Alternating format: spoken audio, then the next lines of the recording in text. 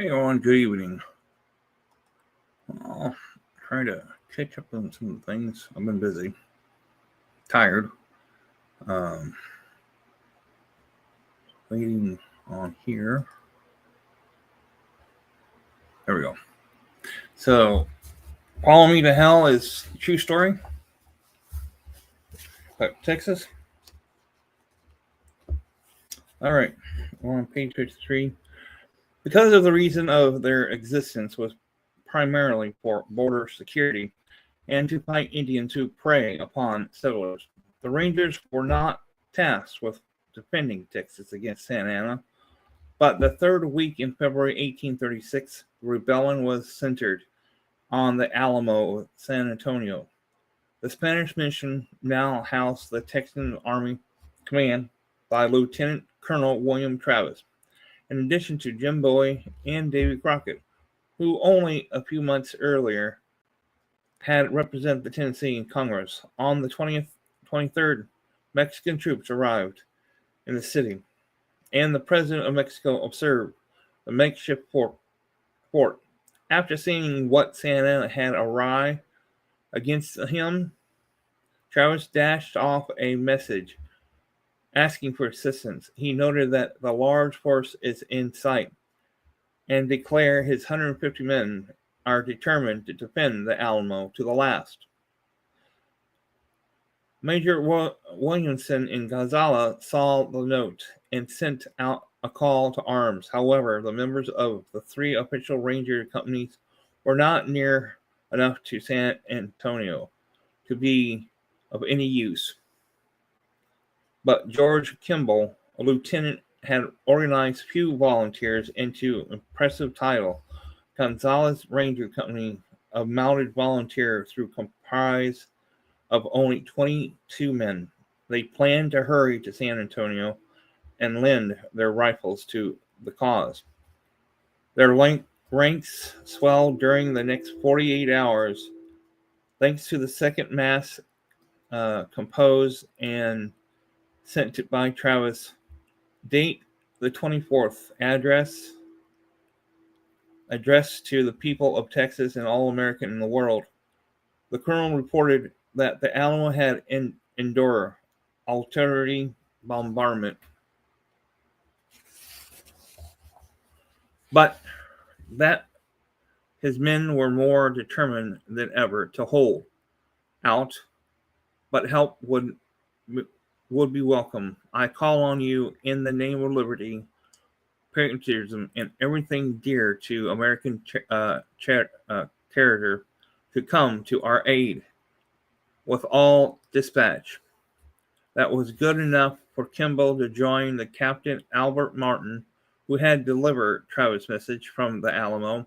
He mustered his company and set off for San Antonio. By the time they arrived, late in the daytime of the 29th, the Gonzales Ranger Company totaled 32 volunteers. Those there were Rangers among 186 Texas who died on March 6. When San Antonio troops stormed and took the Alamo, gaining the measure of revenge for the loss of Kimball and his men, was the Ranger Company under Isaac Burton command. They had joined up the Texas Army, commanded by Major General Sam Houston, on April 21st. Their army turned on and attacked the pursuing army under Santa Anna at San Jacinto, and sound defeat. Mexico was by no means of army, and generals too led them against the rebels. But the one who counted the most, the Mexican president himself, among the prisoners taken by Houston's men. To secure his release, Santa Anna had to order all Mexican forces back across the Rio Grande and agree to negotiate Texas independence. For this was locked in, however, Burton's company played a critical role. Given Mexico's recent history of unstable at the top, General Thomas Jefferson Rusk, who replaced Sam Houston as commander of the Texas Army, while later recovered from the leg wound, sent the 20 Rangers on scouting mission to make sure there were not another Mexican forces on its way to San Jacinto. What Burton and his men found was the Watchman, a ship Copano Bay waiting to unload supplies for the Mexican army. The Ranger rowed over to capture it. Soon, two other ships, the Fanny Butler and Comanche, entered the bay for some purpose. They too were taking command. Burton led his people to Vasquez, where $25,000 in prize money was paid out for it. Those captured enormously helpful to the basically broke Texas army and kept all the supplies from finding their way to the enemy. Hey, Ron, how you doing? Good, good, Ron, good. Where was the father of Texas in all this? Well, Stephen Austin was in New Orleans. He had been advocating for the Texas independence. When he received word of Santa Anna's defeat in San Jacinto with the hostile on hold, now was the time to form republic. Austin returned to Texas, and August 4th, he announced his candidacy for president of Texas. He looked to be a shoe-in until August 20th, when Sam Houston entered the race. Austin didn't stand a chance against the recent hero of San Jacinto, who earned 5,119 votes to form Espresso 587. Espresso something. 587. Austin was not.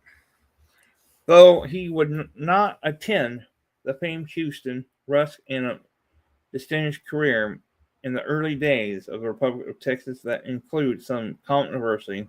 In November 1838, he captured marauders, Indians, and risked an international incident when he crossed into United States territory and to return them to the Indian agent, Sevierport, Louisiana.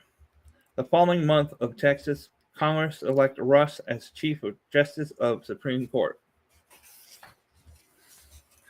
Sidelined, however, he accepted Houston's offer to become the Republic's first Secretary of State. It's like Austin would have had a long career of public service in the Republic and later state of Texas, but he did not even survive the year. In December 1836, he was the new capital of Columbia, where he caught and served a severe cold, though only 43 years old. As with his father, Moses, Austin's condition worsened. Doctors were called but could not help him. And he died from the cold on December 27th. At the home of George B. McKinstry, his last words were, "The independence of Texas is recognized." Do you see it in the paper? Upon hearing Austin's death, Houston ordered official statement proclaiming the father of Texas no more.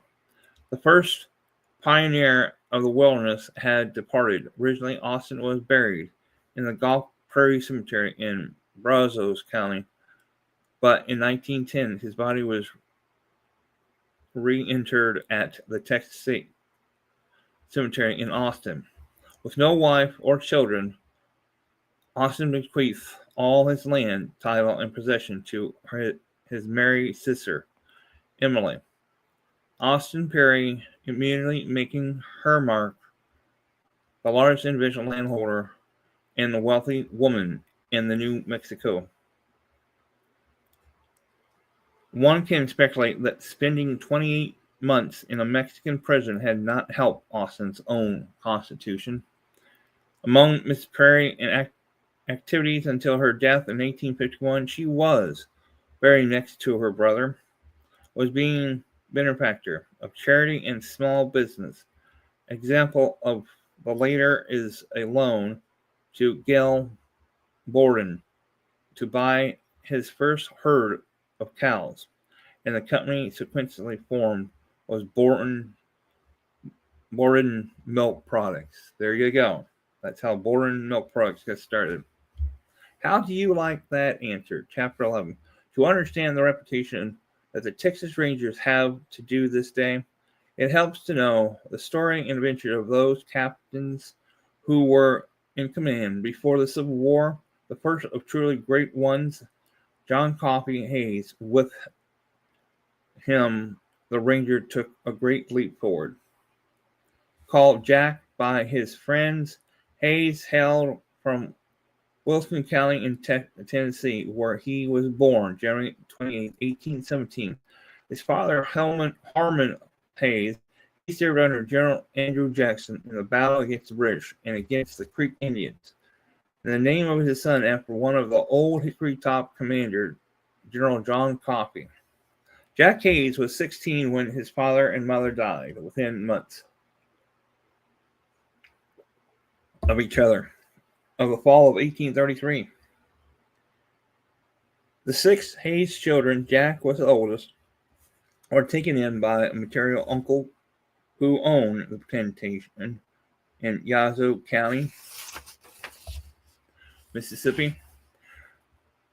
That life did not suit the teenager, so he stuck out on his own.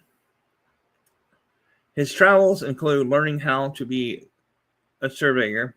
This was a pretty good job.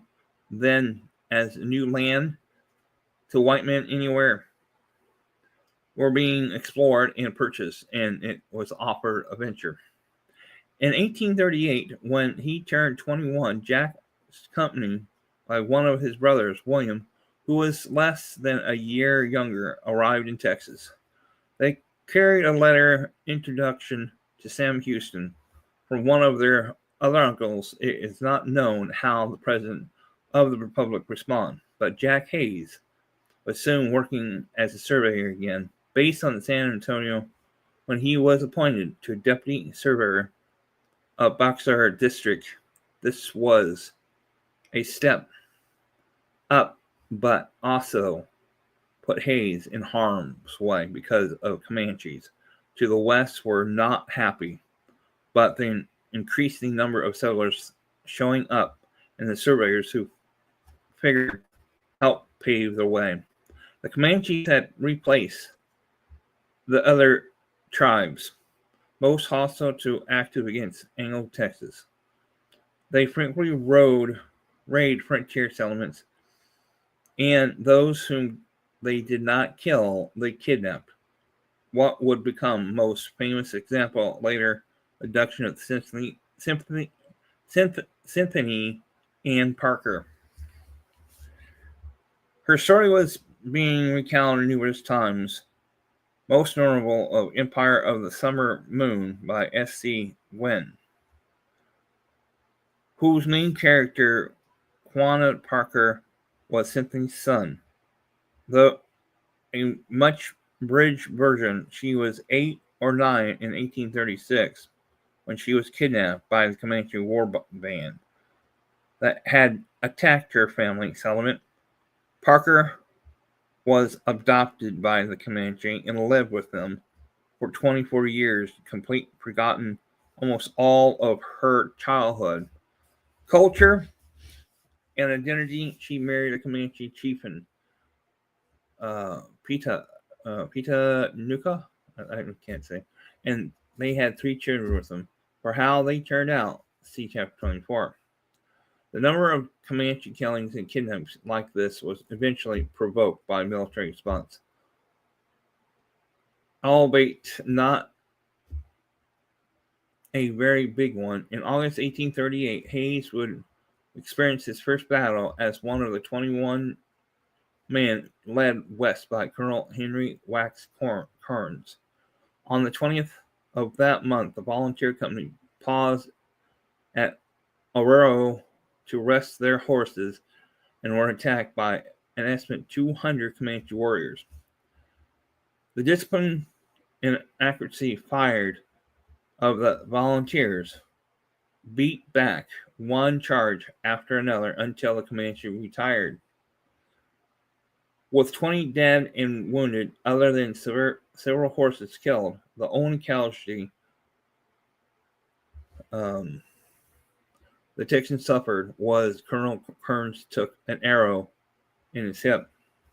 During the rest of the year and next, Hayes would halt surveying to be a member of expedition led by the recovery Colonel Kearns. However, it was under a combination commander Matthew O. Paint Chadwell, so nicknamed because of his spotted mustache, Ben McCullough, and Flex Houston. During what became known as the Great Comanche Raid in 1840, that the 23-year-old Hayes to begin building a reputation. The catalyst for the climatic clash between the tribe and Texas volunteer was counseled. Hughes house fight, one of the bloodiest events in Texas history. Hey, Brandon, how you doing? That generally their rank have been reduced by almost 2 decades of war and cholera, fuel, the cold, and smallpox epidemic.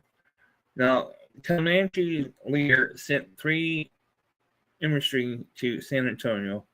They were accompanied by a kidnapped white boy who was being returned as peace offering.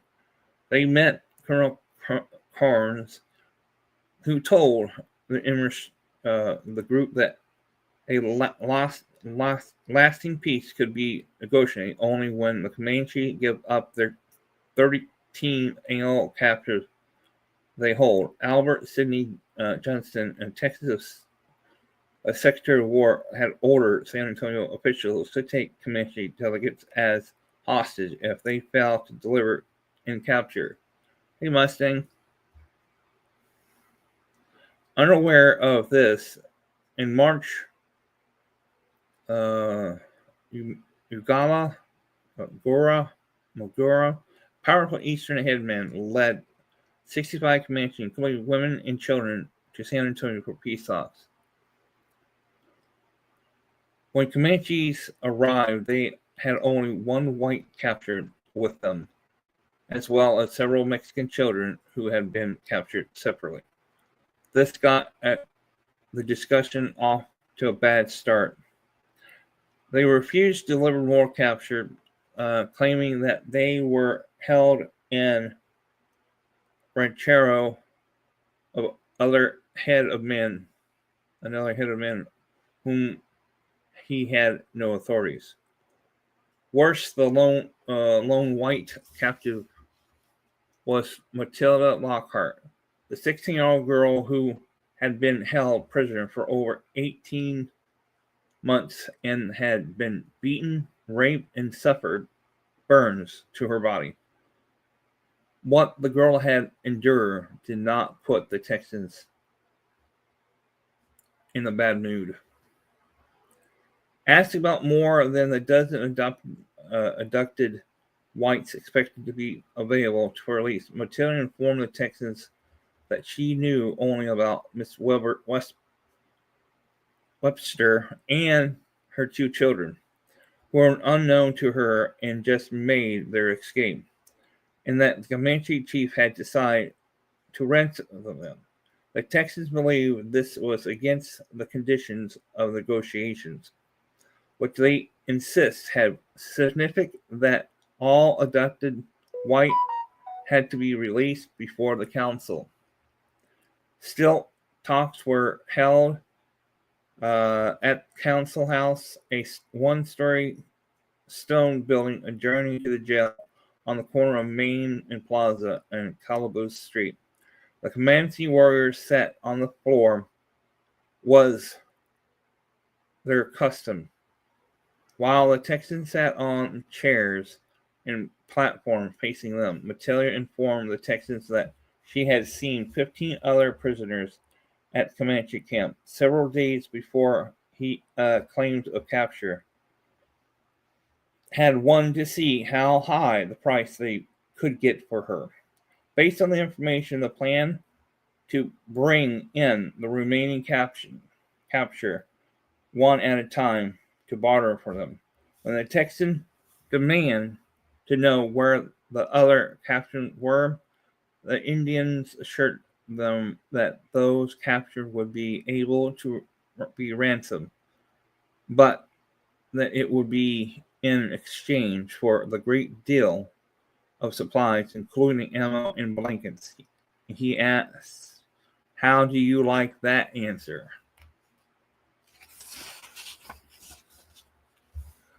The Texans did not like it all. One of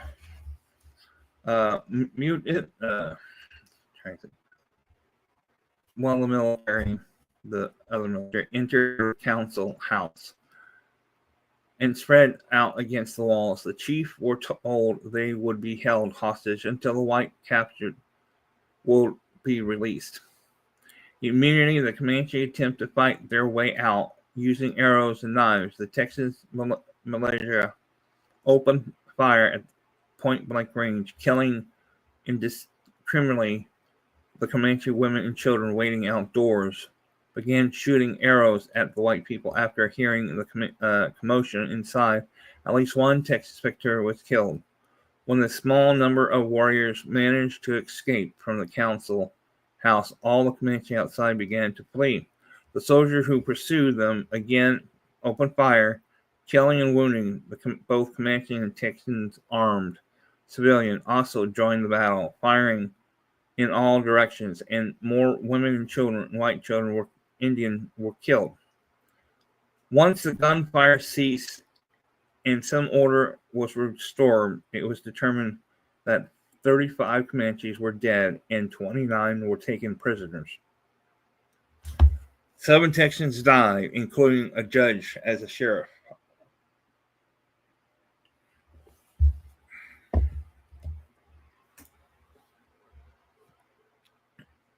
An Army lieutenant with 10 more wounds.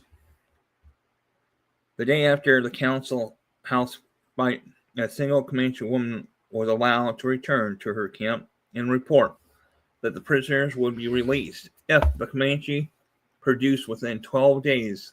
The American and Mexicans who were known to be captured on March 26. Miss Webster, after 19 months of capture, struggled into San Antonio with her 13-year-old, having left her 12-year-old son with the Indians. 2 days later, a band of Comanches showed up, leaving the bulk of warriors outside the city.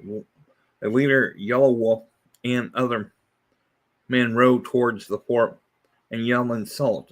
Citizens argued the soldiers who fought, but the garrison commander, Captain William Davis Red, declared that he had to observe the 20-day truce. Now, Red invited the Indians to come back in 3 days, but fearing a trap, Yellow Wolf and his men rode away. The situation worsened, and the 16 white hostages in Texas were determined to recover. 13 were tortured to death as soon as the news of the council house fight reached the outrage of Comanche. The capture included Matilda Lockhart, 16-year-old sister, suffered slow roasting among other torture. Only the 3 white captured who had been adopted and those Comanche custom were truly part of their tribe were spared. On April 3rd, when another band of Comanche appeared to begin bargain for exchange, one of the 3 captured with Miss Webster, Sons Booker, revealed the fate of the other hostages. While some of the Comanches held in San Antonio would eventually escape, the Buffalo Hump was outraged at the death of what he saw as portrayed inflicted on the tribe. His vengeance this summer became known as the Great Comanche Raid, the largest Indian raid on white cities in the U.S. history. Though the technology, when it occurred, it was in the Republic of Texas. Jack Hayes would be in the thick of things. Well, I'm going to stop there. Hey, thanks for coming, Ron, Brandon, Mustang. Next one is Chapter 12, Looting and Shooting. We'll talk to you later. Bye now.